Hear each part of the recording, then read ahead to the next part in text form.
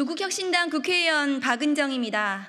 2021년 11월 국민의힘 대선 경선 이후 명태균을 만난 적이 없다.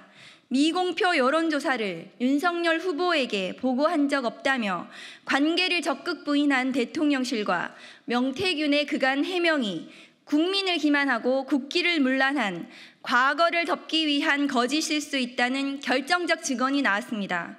대선 당일 캠프 핵심 참모진들에게 명태균 보고서가 공유됐고 이를 통해서 전략회의도 했다. 윤석열 캠프에서 정책총괄지원실장을 지낸 신용환 씨의 증언입니다.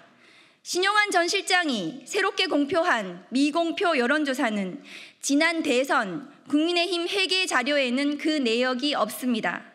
이를 통해 명태균의 미공표 여론조사 비용은 공식 회계상 기록되지 않은 윤석열, 김건희 개인 채무였고 이를 김영선 공천으로 갚았다는 주장이 더 설득력을 얻게 되었습니다.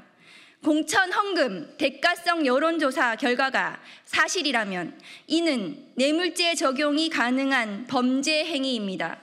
뇌물죄 중에서도 가장 죄질이 나쁜 수뢰후 부정처사죄를 물어야 합니다.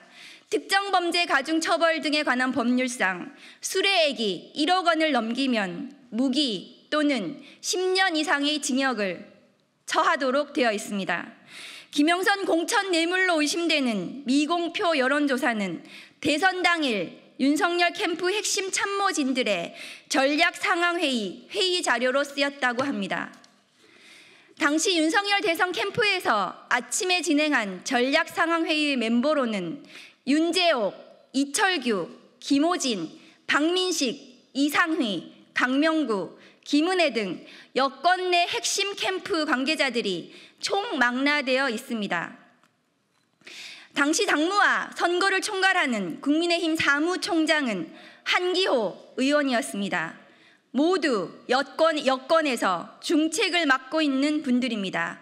그 책임에서 자유로울 수 없습니다. 명태균을 대선 경선 이후 만난 적이 없다는 윤 대통령의 해명과 달리 명태균 박사발 국정 개입 의혹들로 지난 대선이 무효화될 수도 있는 도둑맞은 대선의 증거들이 쏟아지고 있습니다. 검찰과 공수처는 윤석열 대선 캠프의 정치자금법 위반과 뇌물 혐의를 신속하게 규명해야 합니다.